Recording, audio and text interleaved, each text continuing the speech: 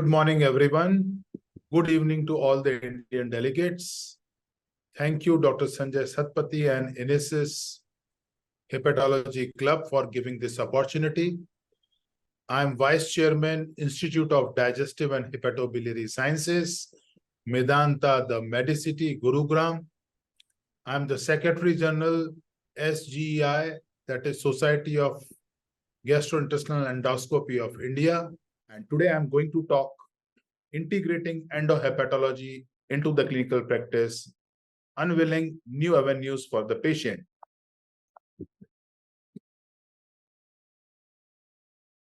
The definition of endohepatology is integration of endoscopy within the practice of hepatology. If you look at in the last 1 decade,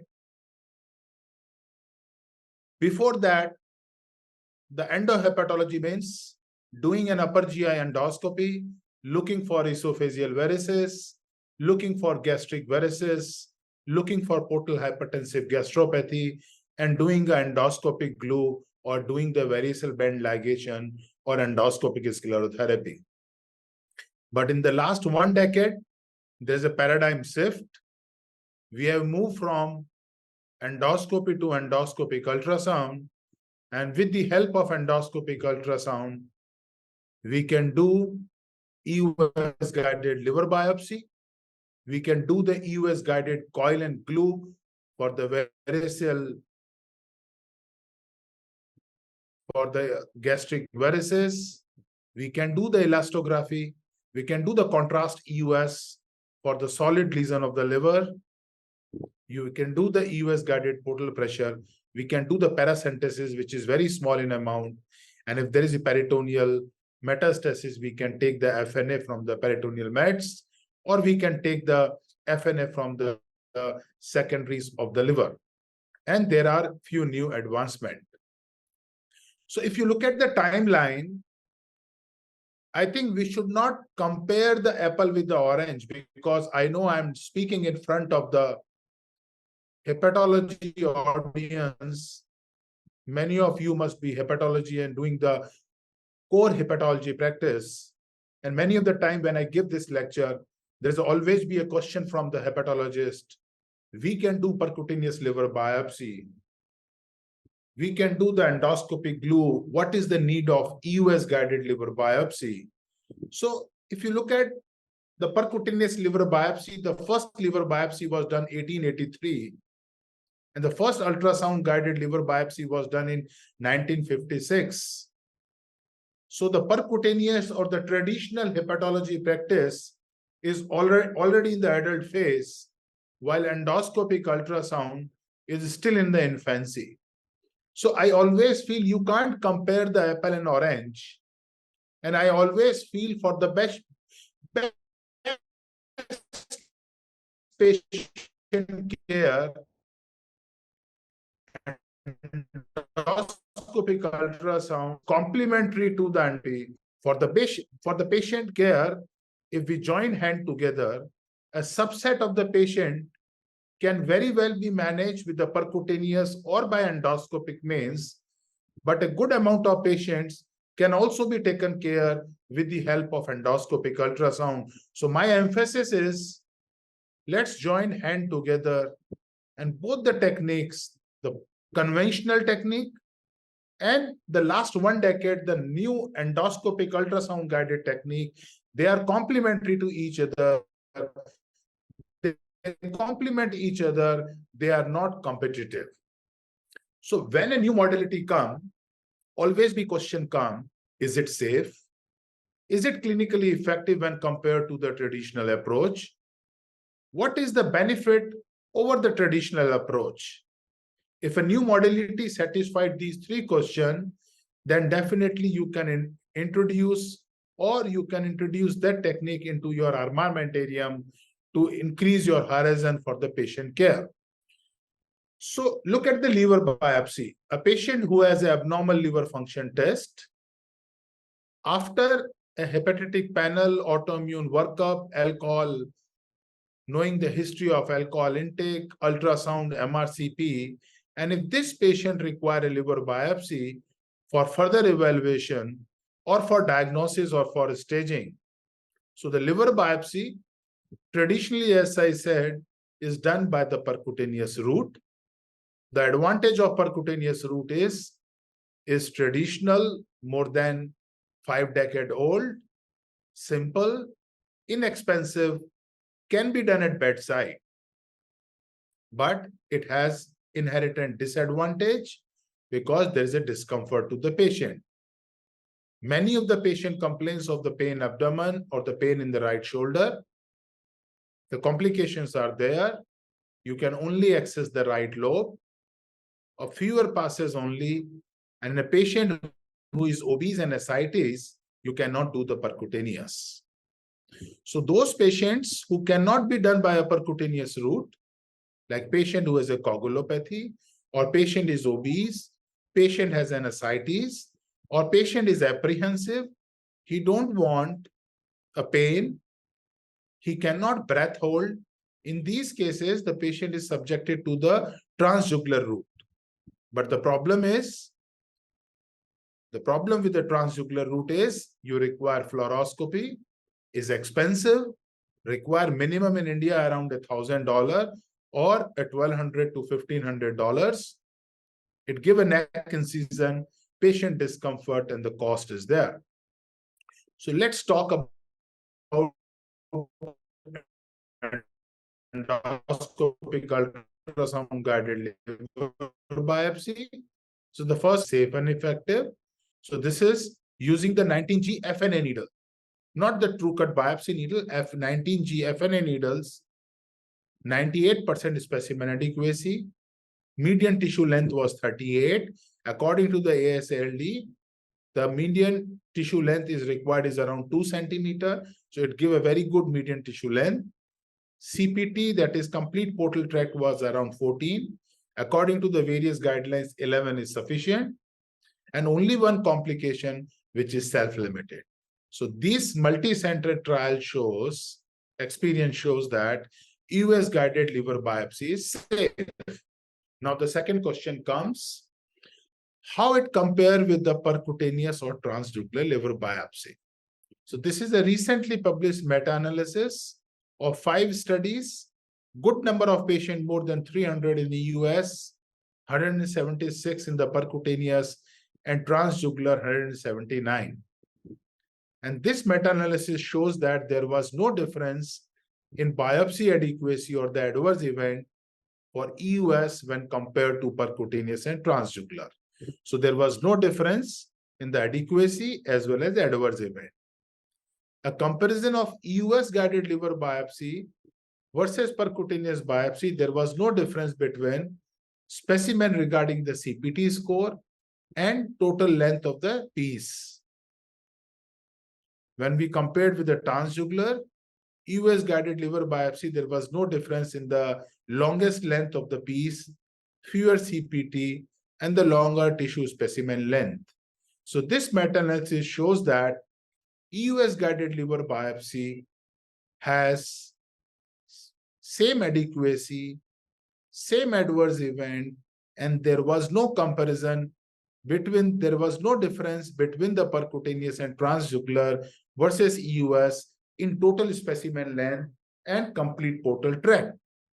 This is another meta-analysis by Chandan et al. Again, 5 studies, 748 patients, and that again shows there was no difference between percutaneous and EUS guided liver biopsy.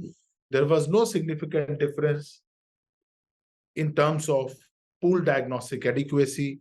However, the total number of CPT and the tissue specimen length was little bit more higher in the percutaneous group. The reason was there was no one method in the EUS group. In some study, the people has used the FNA needles. In some study, people has used the FNB needle or 22G gauge or the 19G gauge. When we look at the individual study, when you compare the percutaneous versus transjugular versus EUS, the specimen length was much higher in comparison to percutaneous and transjugular. Same, another study, the specimen length was much higher and the complete portal tract was higher in the EUS group. So the question comes, why US guided? Because it is safe. The multi-center safety studies are available. The most important advantage is you are doing under real time.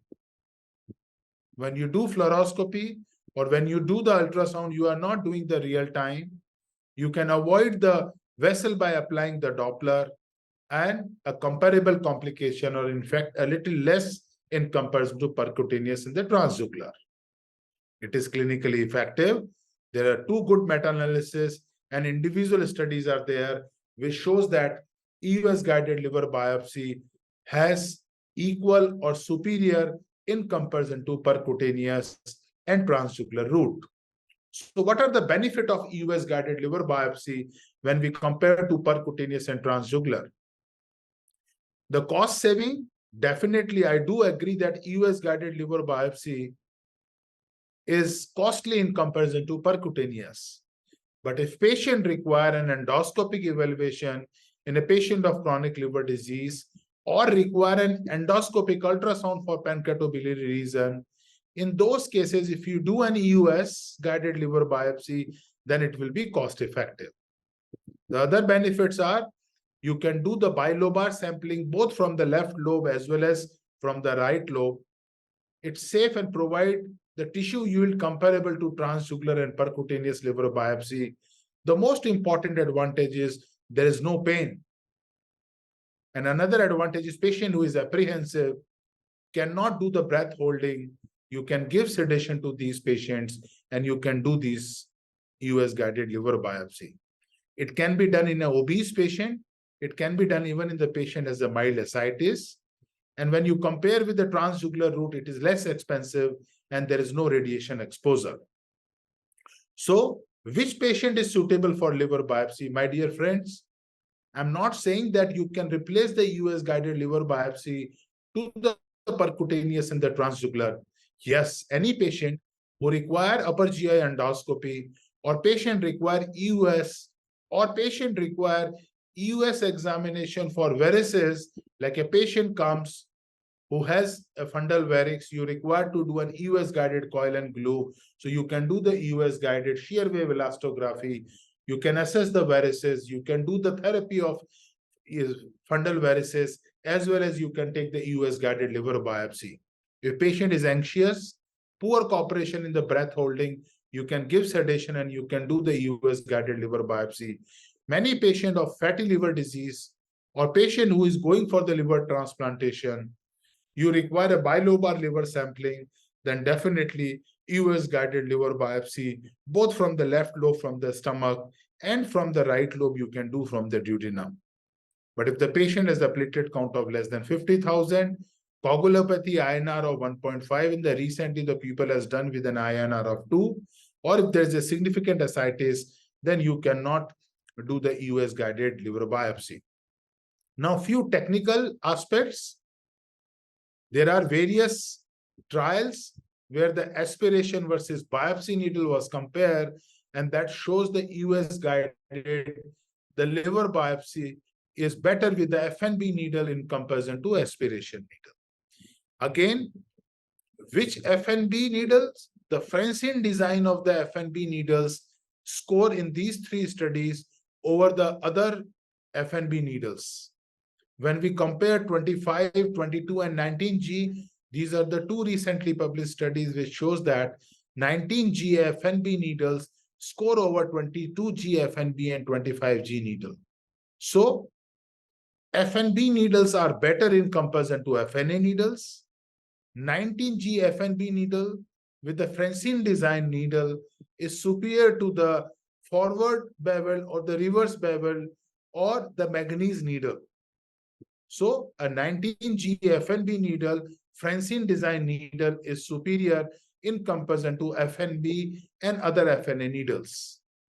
Now, there are studies comparing the suction, dry suction, and the wet heparin suction, and the study shows that the wet heparin suction technique has a better yield in comparison to dry suction and the no suction.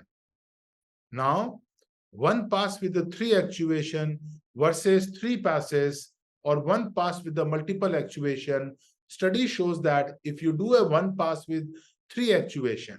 The meaning with the one pass with 3 actuation means you puncture your needle and withdraw at the level of liver capsule, and by doing the fanning, you puncture in different direction, then withdraw up to the liver capsule and puncture in different direction like a fanning technique.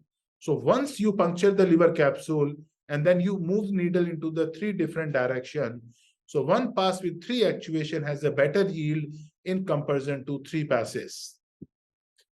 The most important thing is before withdrawing the needle or before puncturing the needle, it is important you should always apply the Doppler to avoid the complications related to blood or prevent the puncturing the dilated intrahepatic radicals. The important thing is blood patch technique. What is blood patch technique? Before withdrawing the needle, apply the Doppler. And if you see the Doppler signals along with the needle, keep the needle at least for 30 seconds. If you still find the Doppler signals, then you can push a little bit of the material into the track, and that is going as a blood patch technique to prevent the bleeding related complication. So look at here, what I'm doing is I'm using the 19G FNB Francine D needle, using the wet heparin technique. After applying the Doppler, you withdraw the needle up to the liver capsule, puncture in the different direction by using the wheel in the different view, and do around 3 to 4 actuation. So I've done the 3 actuation. You do the 4th actuation, or the 3 is more than sufficient. And while withdrawing the needle, apply the Doppler. And once you see this kind of Doppler signal, wait for 30 seconds. Once you see that the Doppler signals has gone away, then you withdraw the needle. So this is the technique how you should do. And what do you mean by wet heparin suction? I just want to tell you. You withdraw the stylet from the needle, flush the needle with the 1 in 1000 diluted heparin saline. Around 2 cc of the heparin saline should be injected into the needle. So the entire core of the needle is flushed with the diluted heparin. Then apply the wet 2 cc of the suction, lock it. Once you puncture the needle, release the suction mode, and before withdrawing, again close the suction and then withdraw the needle. This is called as wet heparin suction technique. So by this you can get the very good tissue. The another important thing is when you expel the material, it is important that you should flush with the saline. Rather than flush, you reintroduce the stylet. Because if you reintroduce the stylet, the risk of fragmentation of the tissue is there. So important is always flush with the saline, so the entire tissue will come. You take into the Petri dish and you separate with the macrocyte on-site evaluation. You can see where is a clot and where is the liver tissue, and you can do the micro dissection, and the liver piece, you go into the 10% of the formalin and send for histopathological examination. Another important thing is you should always discuss with your histopathologist, because you are doing with the 19G, while the conventionally you are getting the 16G needle. Here you are using the 19G needle. So always discuss with your pathologist. So this is about the US guided liver biopsy. I just want to tell Dr. Satpathy, should we discuss after this and go on the portal pressure gradient, or should we go first to the entire talk and then discuss? You can do it now, no problem. Okay. So the second thing is US guided portal pressure gradient measurement. So this is the new technique. We all know that the importance of measuring the portal pressure gradient, that the severity of portal hypertension, if it is more than 16 millimeter, it is associated with the increased risk of death. And if it is more than 12, the chances of the variceal bleeding is high.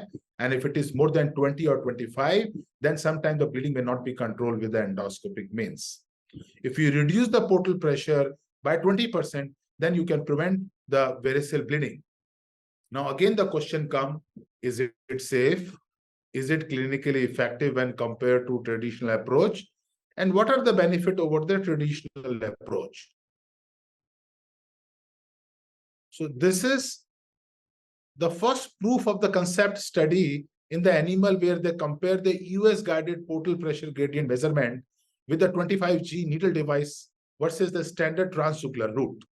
And in the animal model study, they did this simultaneously. From the one side, they did the transjugular portal pressure measurement, and the same time they measured the US guided portal pressure measurement. And what they have seen, there is an excellent 34 dot correlation between the transjugular and the US guided portal pressure measurement. So it has a very good correlation when you compare the US guided versus transjugular portal hepatic venous pressure gradient measurement. This is the first human pilot study in 28 patients where they did the US guided portal pressure gradient measurement with a simple device, and there is a meter which is developed by the Cook company, which I'm going to talk later.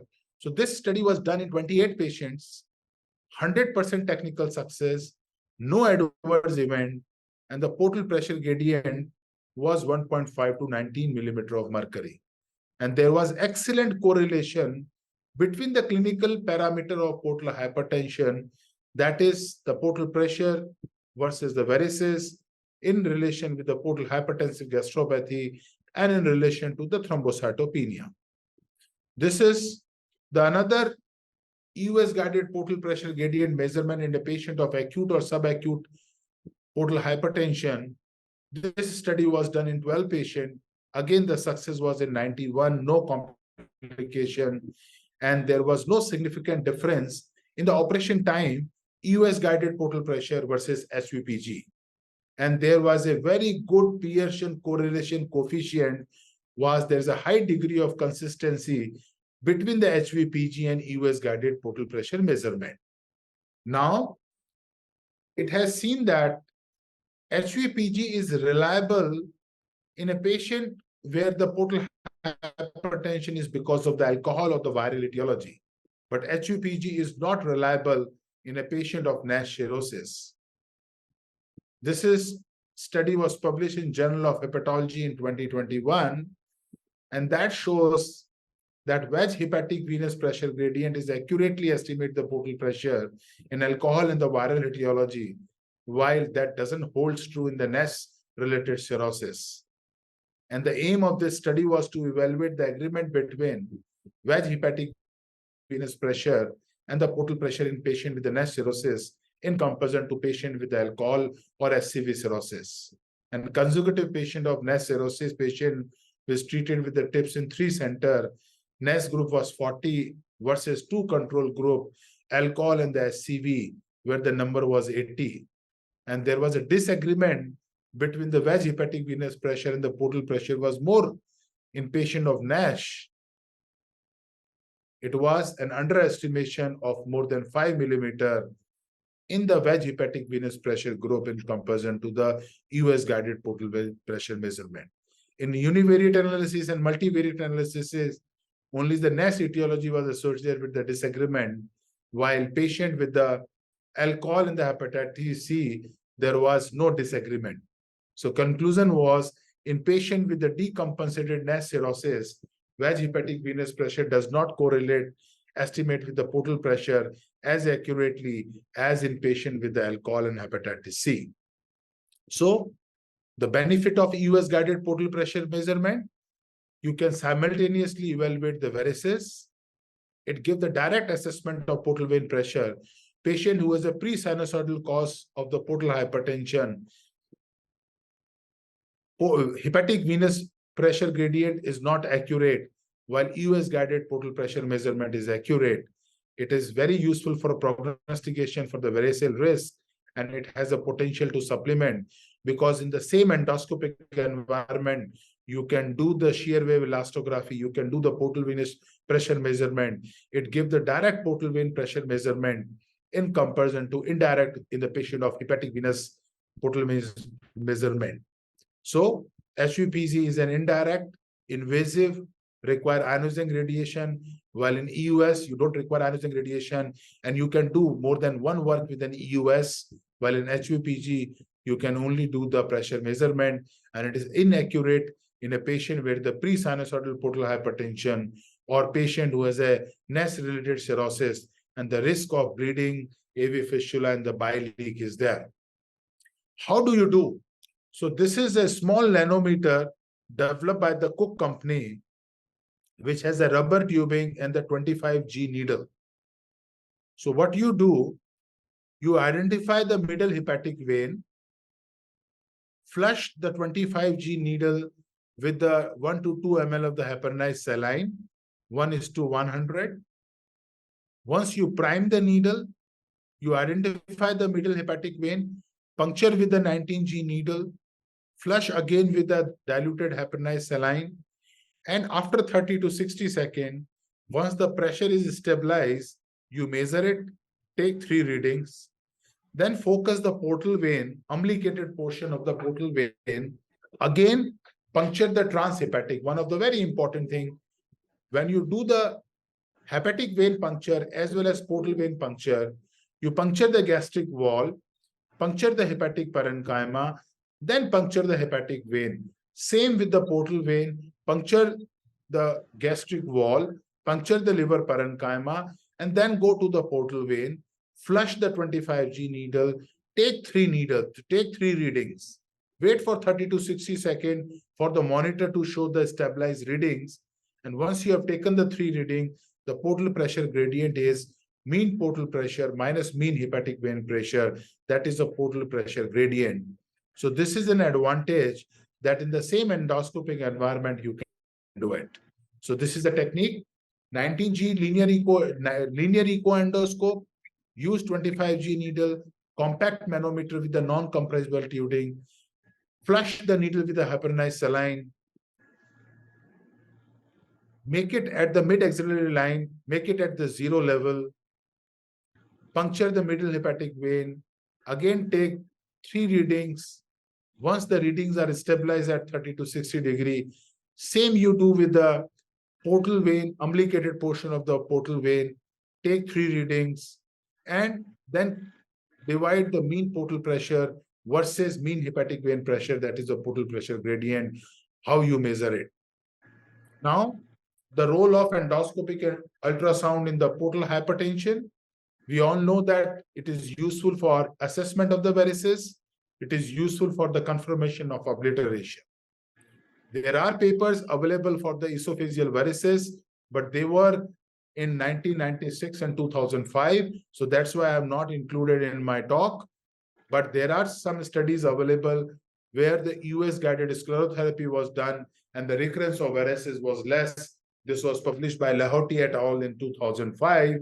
After that, for the esophageal varices, the US-guided portal hypertensive therapy is not much data available. But for the gastric varices, I think it's standard of care now for ectopic varices, as well as for identification of the choledochal varices is very useful, and experimental study about the tips are available. So when we talk about the management of the esophageal varices, what I know that in the US, the glue is not available. So majority of the patient go for the tips. But in the rest of the world, endoscopic glue is the current standard of care, where you do the US-guided coil and glue. And once the endoscopic glue therapy fails, the patient go for the tips. A patient who has a isolated fundal varix can undergo the BRTO examination. But what is the place of EUS? The most important thing is, look at this video. Patient has a torrential bleed. Entire vision is obscured. Or when you do an endoscopy, you find a large clot into the fundus. It is very difficult. On endoscopic table, you turn the patient on the right side or you raise the head end. It is sometimes very difficult. These patients are intubated. Patient already has taken the food. So sometimes it is very difficult to visualize those fundal varices. Even you visualize, you puncture it, you inject the endoscopic glue, but you cannot assess the complete obliteration. The another important problem is there is a risk of embolization when you do endoscopic glue. So these are the disadvantage of endoscopic glue. What can you do? US guided glue and coil.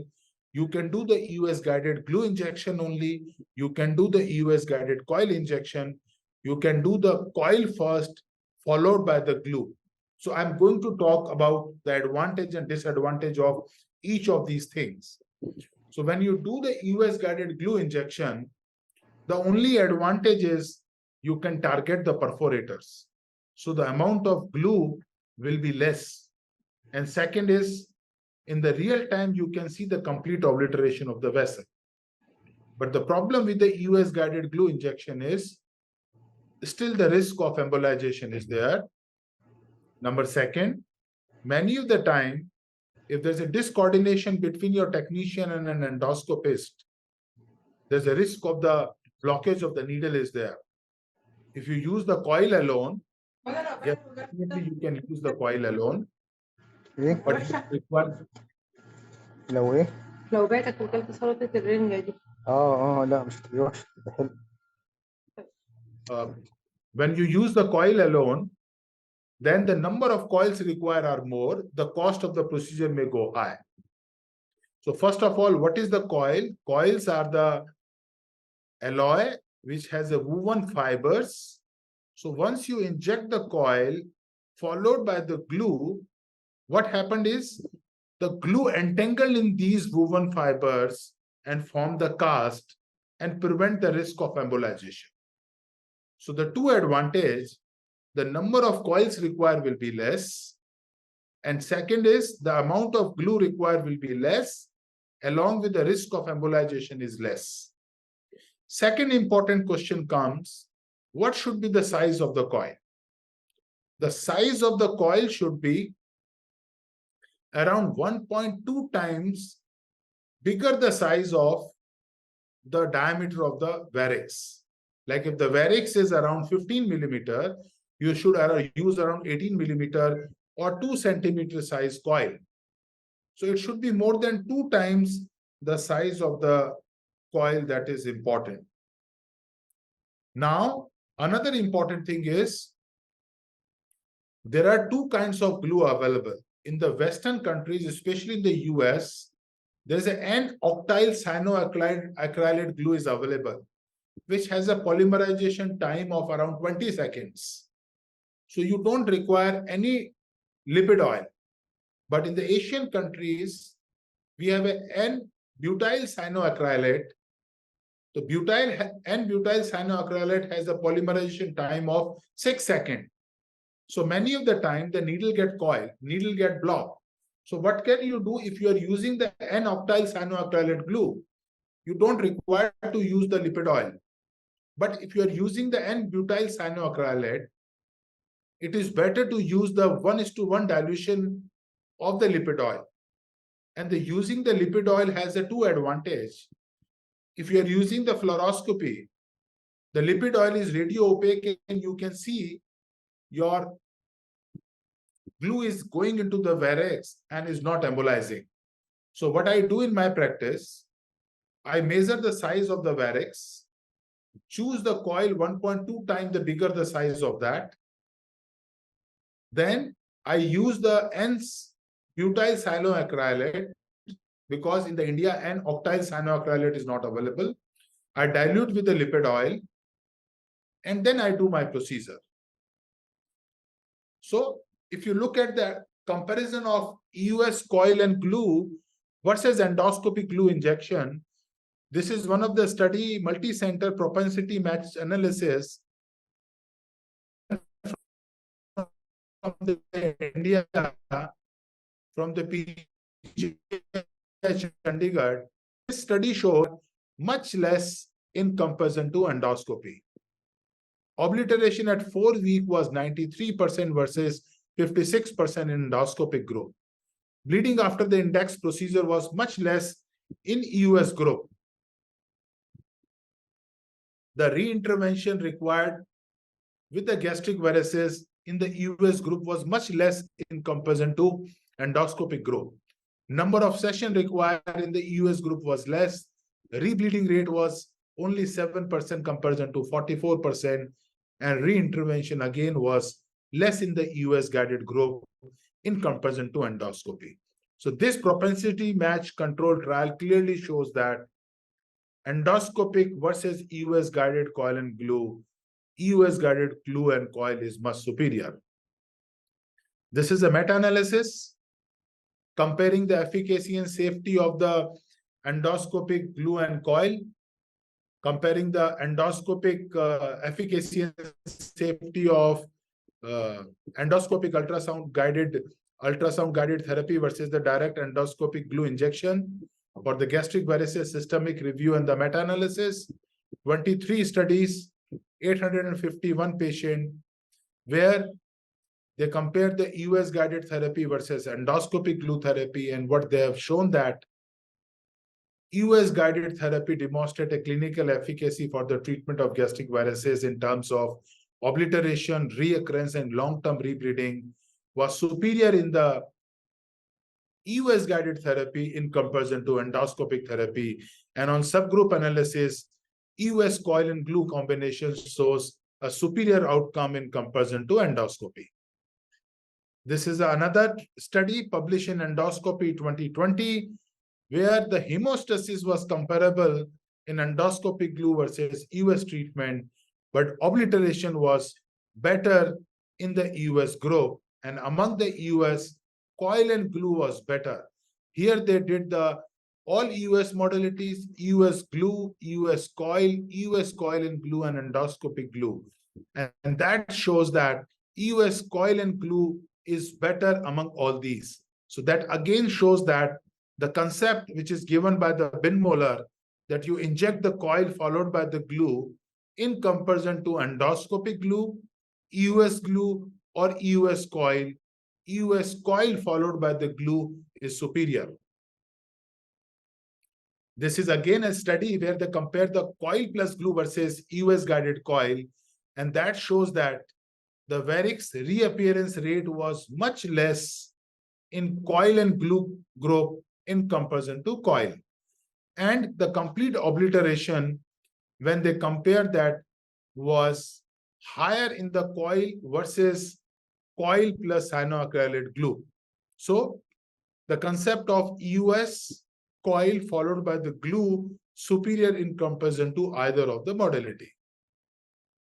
This is again the meta-analysis from India, where they compare the efficacy and safety of endoscopy and radiological intervention for gastric varices, a systemic review and network meta-analysis.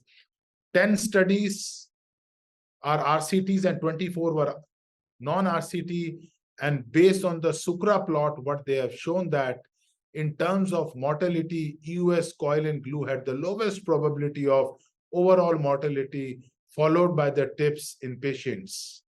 The risk of rebleeding was lowest in the BRTO, followed by the EUS coil and glue. Adverse events was least likely in the EUS glue and coil. So EUS glue and coil is also equally effective in comparison to radiological methods.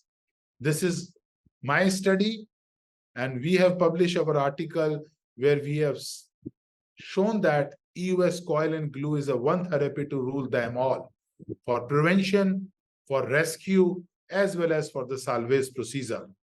So what are the benefits of EUS guided coil and glue over the BRTO tips and direct endoscopic group? So advantage over the tips is not possible in a patient who has a child cirrhosis, patient who is ACLF, patient who has a portal hypertension, portal vein thrombosis, or patient with the HCC with the portal vein thrombosis, or where the IR facilities are not available. And when you compare the cost-wise, EUS guided coil and glue is cheaper in comparison to IR modalities, and risk of embolization in direct endoscopic group, severe bleeding obscuring in the direct endoscopic glue, you cannot target the perforators and cannot assess the adequacy. So in endoscopy, when you compare EUS score, there is a subset of these patients where EUS score over the tips or BRTO. In a stable patients who came for the procedure, if patient is fit, a large varix, then definitely BRTO can give the one-time answer. You can completely obliterate the side branches. I do agree, but if the patient is actively bleeding, you can't wait for the IR facilities. You can't where patient is actively bleeding on the table. I think in those cases, it is better to use the EUS guided coil and glue. How to do the EUS guided coil and glue? The two important thing is use the linear echo endoscope. Always keep the absolute alcohol or the ether with you. Depending upon the size of the varix, because you have to choose the size of the coil also. So if the varix is less than 10 millimeter, less than 1 centimeter, definitely you can use the 22G needle. But if the varix is more than 10 millimeter, that is more than 1 centimeter, then always use the 19G needle because you are going to require a larger size of the coil. So 19G needle or 22G needle you are going to decide. Use the linear array therapeutic echo endoscope. Always remove the stylet. Flush the needle with the 5% dextrose of the distilled water. Avoid the normal saline. Always use the 5% dextrose or the distilled water. Flush. Then keep around 5 to 6 syringe of the distilled water or the 5% dextrose. Keep the glue always with you. Once you are completely, your technician, you have discussed with your technician, all the accessories are available. Do an upper GI, look for the varix. So this is one of the case of mine, patient of SCC with a portal vein thrombosis, twice endoscopy fails, patient came with the recurrent bleed. What we did an endoscopic ultrasound, linear echo endoscope, put around 150 ml of the water in the fundus for the better delineation of the varix. These are the collaterals. You can use the transesophageal or the transgastric route depending upon from which side you are getting the good view. This is the large intramucosal varix. Put the 19G needle, flush, as I said, puncture EUS wise. Make sure that you are inside the varix. Suck the blood. Once you are sure you are inside the varix, always flush, as I said, with the distilled water or with the 5% dextrose. Don't use the normal saline. Here I am using the 2 centimeter size coil. I have measured it. It was 18 millimeter varix. Once I have introduced, I use the fluoro in my practice. You see the first coil has come. Then I introduce the second coil. So once you are sure that you have done 2 or 3 coils, there is no study to say how many coils you are going to use. You use your clinical acumen. So once I inject around 2 to 3 coils, I always try to inject in the last. Then I inject the glue followed by the flush, and you see the varix started obliterating. And you can see under fluoroscopy also. And this is endoscopy after 2 weeks. So let me summarize again. This, use the 19G needle or 22G needle depending upon the size of the varix. Less than 10 millimeter coil if you are using, use the 22G needle. If you are planning to use more than 1 centimeter size of the coil, use the 19G needle. Size of the coil will be depend upon the size of the varix. We have learned from the IR 1.2 times bigger the size of the varix. Third is remove the stylet, flush with the 5% dextrose or the distilled water. Don't use the normal saline. Always keep the 2 or 3 glue, 1 cc of aliquots into the 5 cc of the syringe. If you are using the N-butyl cyanoacrylate, I dilute with the lipid oil. If you are using the N-octyl cyanoacrylate, you don't require to dilute with the lipid oil. Use keep 2 to 3 good size of the coils along with you. Focus the varix, apply the Doppler, puncture with the needle, suck and make sure that you are inside. Again, flush, don't keep the blood in the needle. Flush with the 5% dextrose. introduce the coil, either use the fluoro or in the EUS view, introduce the second or third coil depending upon how much coil you want to inject. Arbitrarily, generally you require 2 to 3 coils. Once you have done, again flush with the 5% dextrose, then inject the glue, look under EUS, apply the Doppler. Once you have complete obliteration, remove the needle. The question comes how to prevent damage to the scope. Generally, if you are a good endosonographer, the risk of damage to the scope is less. But what can you do is, you don't withdraw the needle, withdraw the entire scope along with the needles, and then flush the needle sheath with the ether. So the risk of damage to the EUS scope will be much lesser.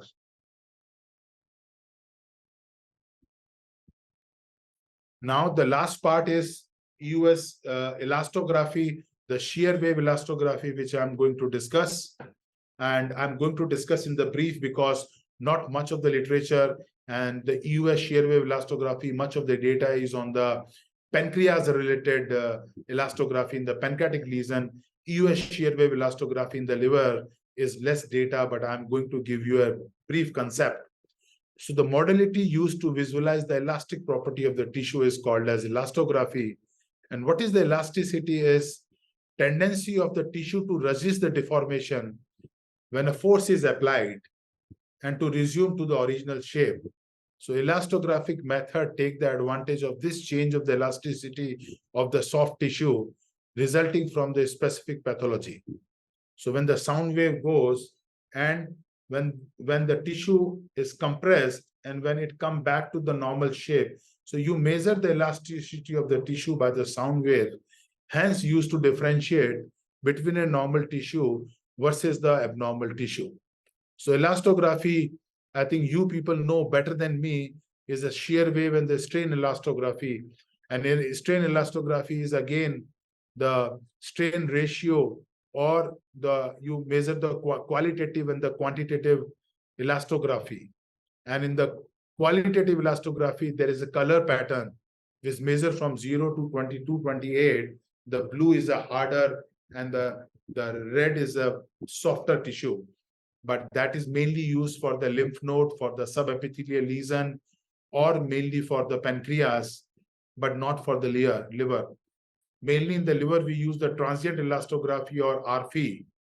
And RFE can be done with the EUS as well as with the percutaneous route.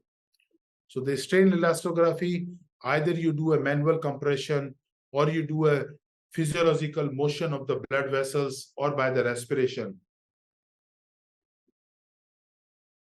In the transient elastography, you give the external vibration, and in RFE, there is an acoustic radiation force. I think you all as a hepatologist or gastroenterologist know much better than me. The limitation of the liver ultrasound elastography is patient who is obese or the narrow intercostal space or the liver is inflamed or steatosis, or patient with the right heart failure or hepatic venous congestion, or in a patient of ascites, liver stiffness is difficult to measure with the transient elastography. So transient elastography limitation, I've already told you. Obese patient, ascites, it lack of 2D image and left lobe cannot be assessed. So this is the main problem with the transient elastography. This is a very important, I will say, very good paper published in Pathology in 2021, which give the concept of shear wave elastography. So this study, where the 82 patient who underwent liver biopsy and vibration controlled transient elastography within 1 month. So what is called as fibroscan, vibration controlled transient elastography is fibroscan. So patient underwent liver biopsy as well as the fibroscan. And what they have seen that there was a discordance in the fibrosis, meaning that F3 and F4 fibrosis on the transient elastography on the fibroscan, but on the liver biopsy, there was stage 1 and stage 2. Same, there was a discordance in the steatosis. And what was the discordance? There was a moderate to severe steatosis on transient elastography, but there was a mild steatosis on the biopsy. On the other hand, there was no steatosis on the transient elastography, but there was a severe steatosis on the liver biopsy. So there was a discordance. So 82 patients, liver biopsy done within 1 month of the vibration transient elastography, and 48% of these patients either has a fibrosis or steatosis disparency. 50% of the patient, 48%, 40 patients out of 82. And 2/3 has a disparency in the fibrosis, and 1/3 has a disparency in the steatosis. And what they have seen that patient who has a BMI of more than 28 or patient with the NASH has more disparency in the fibrosis. Same patient who has the NASH and the high BMI has a disparency of the steatosis. So patient who has a higher BMI, there was a disparency of the fibrosis and steatosis, and patient with the NASH again has a high degree of discordance between the liver biopsy and the elastography. So all patients with the advanced fibrosis and cirrhosis on liver biopsy, they are appropriately diagnosed on transient elastography. But detection of steatosis is less sensitive. 19% of the patient with the moderate to severe steatosis on biopsy are missed by transient elastography. On the other hand, transient elastography overestimate the advanced fibrosis in 35% of the patient. So the conclusion of this study was transient elastography is highly sensitive for the liver fibrosis, but it is not specific. It diagnoses F3, F4 fibrosis, but not very specific. Therefore, the liver biopsy remains the gold standard for accurate assessment of fibrosis. So what is the shear wave elastography? It is important. So if you look at here, when the sound waves goes, there's a ripple, and you measure these ripples. This is called a shear wave elastography. In the transient elastography, you give the elastography, the sound waves goes and it return back. But in the shear wave elastography, you don't measure the longitudinal waves. I will again run. You don't measure the longitudinal wave. You measure the ripples produced by these waves. So instead of measuring the returning longitudinal wave, velocity of the propagated wave is measured, and that is called as shear wave elastography. And the concept is there's a push pulse, and this push pulse produces a shear wave, and the surge pulse measure the velocity of the shear wave.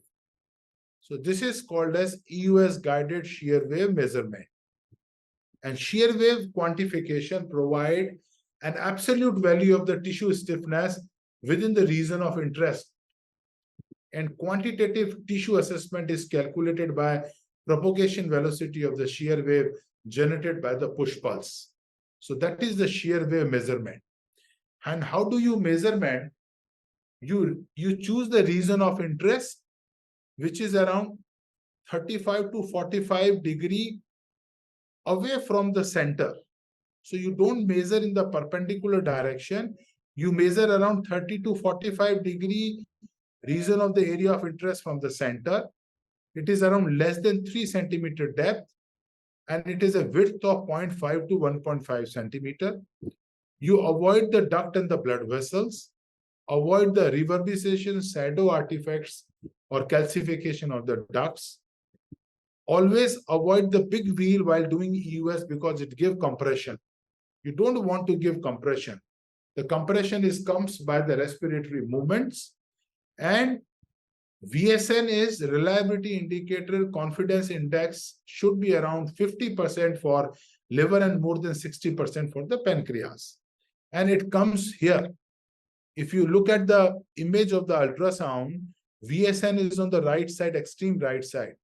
And VSN should be more than 50% for the liver in all the readings and more than 60% for the liver. And you take around 5 to 10 consecutive readings. I will again say you select the region of interest around 30 to 45 degree from the center. It should be less than 3 centimeter of the depth. Avoid the blood vessels and the ducts and the calcification. Avoid compression by the weak wheel, and when you start measuring, always see on the extreme right, there will be a VSN, and VSN should be more than 50% for liver and more than 60% for the pancreas, and you take around 10 readings. And then average of the 10 readings will be represented as VS or as a reliability index or the confidence index. So in the liver, you do the 10 readings in the different direction, you measure it, you choose the ROI, which is 0.5 to 1.5 centimeter, and it gives 10 readings, and after 10 readings, it gives the mean of the 10 readings, and same you do for the pancreas also.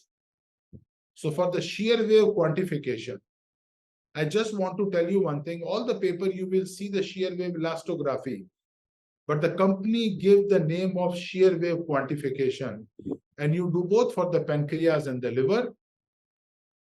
And this is by the new equipment from the Olympus, which has a iElast and the S-focus mode. And iElast means it display the elastic image even when the displacement due to pulsation is modest. So no effect of the pulsation. S-focus reduce the change in the resolution with the distance from the ultrasound transducer. Even if you are a little bit more higher than the away from the transducer, the resolution is not going to change and eliminate the need to manually adjust the focal zone during the procedure. So this is a very good study, the US elastography towards a virtual biopsy, and shown that endoscopy, 80 patients with the cirrhosis had a significantly increased liver fibrosis index compared to the fatty liver, that is 3.2 versus 1.7, and the normal 3.2 versus 0.8 group. So fatty liver shows a significant increase liver fibrosis index compared to the normal. So US elastography can predict both normal, fatty, and the cirrhotic liver with the confidence. So it is like a virtual biopsy. This is another important abstract which was published in DDW 2022 as an oral, where 44 patients in a same session, US shear wave quantification and the liver biopsy was done. And there was a very good correlation between the fibrosis and the shear wave elastography. And they also shown that US shear wave elastography of the left lobe of more than 15 kilopascal plus spleen of more than 26 kilopascal, there is a highest operating characteristics in predicting the fibrosis of more than 3 on liver biopsy, with a positive predictive value of 80% and a negative predictive value of 93%. So there are very good correlation between the liver biopsy versus US shear wave quantification when the left lobe of 15 kilopascal and the spleen of 26 was taken. This is another study, pilot study, comparing the accuracy of US shear wave quantification versus transcutaneous, that is the vibration control, what is called as FibroScan, and they compare. This is a single center prospective study, and diagnostic accuracy of shear wave elastography and FibroScan was compared in patient undergoing liver biopsy, and diagnostic accuracy for the fibrosis was compared with the liver histology using the area under the curve, 42 patients, US shear wave, transient elastography, and liver biopsy. And what they have shown that there was no statistical significant difference of area under the curve for US shear wave versus vibration controlled transient elastography, but vibration controlled transient elastography was unreliable in 8 patients who were successfully underwent shear wave elastography. So those patients where the vibration controlled transient elastography was not possible, shear wave elastography was possible and was able to give the answer. So regarding the shear wave elastography, I think it has an advantage over transient elastography in obese patients, and especially patients with the steatosis. It correlates well with the liver histology, safe and reliable. And I think more data is required for liver. I think more data is for the pancreas and for the pancreas is there. Future, I think, is very bright for endohepatology. US elastography, contrast US is very good. Portal venous sampling in the future, artificial intelligence. And therapeutically, the US guided photosystemic shunt gene therapy and targeted chemoembolization is possible. But what is the hurdle today, or US guided in liver biopsy? Patients require a sedation and the cost is still an issue.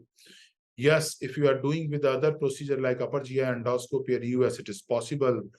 Vascular intervention, availability, cost during the emergency is important issue. PPG, sedation, and sedation, I think, is going to affect the PPG. There is a data published in 2023 in DDW, and standardization of technique is required. And the rate limiting step, I think, the availability of expertise is not there. That is the most important rate limiting step. I think the infrastructure is not available everywhere.